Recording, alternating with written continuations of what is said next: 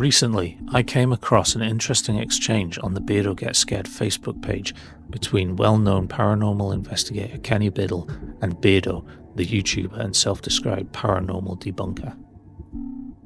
This throwaway exchange was in the comment section of one of Beardo's most recent posts, which referred to what Beardo described as a troll who had appeared to have taken exception to Beardo calling someone fake.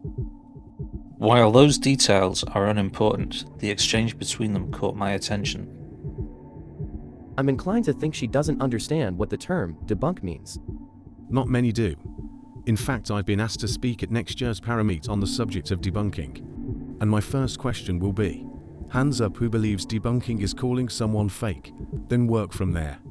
From the wording of the exchange, it's reasonable to infer that they think debunking doesn't actually mean calling something fake. So what do they actually think it means? By pretending that they're not calling someone or something fake, are they just gaslighting their audience? Let's talk definitions. According to the Oxford English Dictionary, to debunk means to show that an idea, a belief, etc. is false.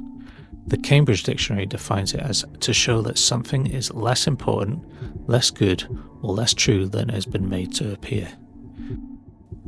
The Collins Dictionary states that if you debunk a widely held belief, you show that it is false. Given these definitions, it's understandable why many assume debunking means calling something fake. Granted, there is nothing within these definitions that imply the fakery is deliberate.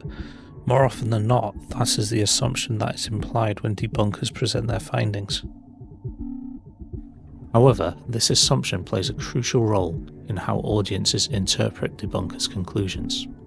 When debunkers use language like "this is debunked," or present their analysis as a definitive dismissal, their audience almost always interprets it as the final word, and therefore the creator behind it is fake, even when the supporting evidence is little more than suspicion. Perhaps what they are trying to allude to in that Facebook exchange is the idea that debunking is not just about exposing fakery, but about asking questions.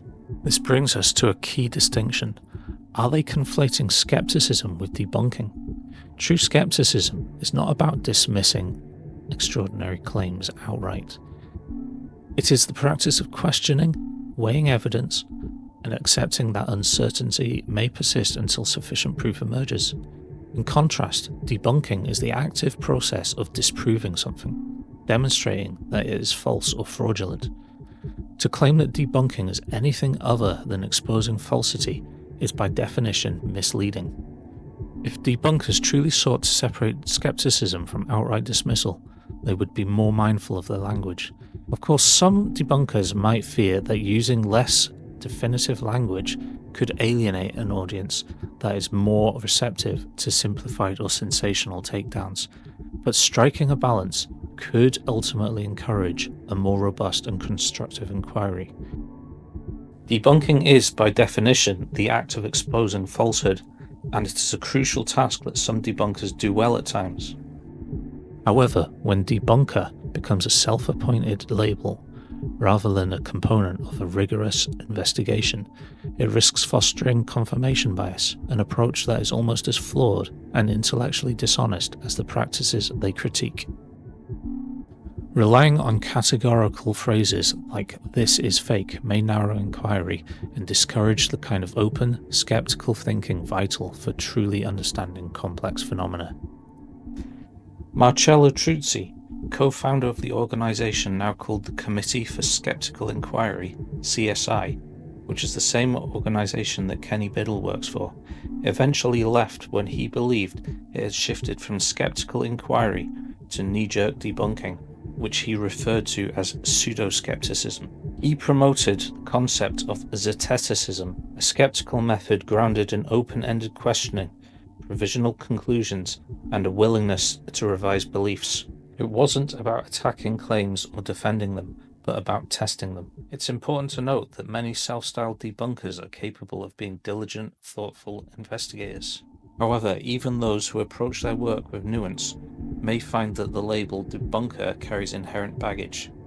In debates with believers, and even with skeptics who reject binary labels, The self-identification as a debunker can predispose audiences to expect oversimplified dismissals. This in turn may hinder a more balanced exchange, regardless of the individual's true intentions. Instead of simply slamming a claim as false, debunking is a core skill that should be integrated into a broader investigative process that embraces careful analysis, acknowledges inherent uncertainties, and remains open to revising conclusions in light of new evidence. This measured approach not only upholds skepticism's essential mission, but also helps prevent the development of a cynical binary mindset that shuts down nuanced dialogue. So, are debunkers gaslighting us?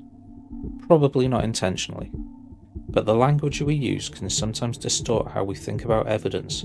But to call oneself a debunker is to imply a certain mindset. It is a signal that one already believes a claim to be false and is setting out to disprove it. When creators imply that debunking means something more neutral, while still presenting conclusive sounding verdicts, they risk confusing their audience about what they're actually doing. In trying to soften the label, debunkers may unintentionally participate in a kind of semantic sleight of hand. Whether these redefinitions stem from deliberate strategy or a simple lack of understanding, they ultimately undermine objective discourse. For those on the skeptical side who wish to approach the subject with honesty and good faith, maybe it is time to retire the label of debunker along with the negative baggage it carries. And for those who insist on retaining it, that self-identification should be taken as an indication of their true intentions. What do you think? Are debunkers intentionally gaslighting their audiences, or is this simply a matter of miscommunication? Share your thoughts below. If you found this video insightful, don't forget to like, subscribe, and join the discussion. Until next time, stay curious, stay skeptical, but keep asking the right questions.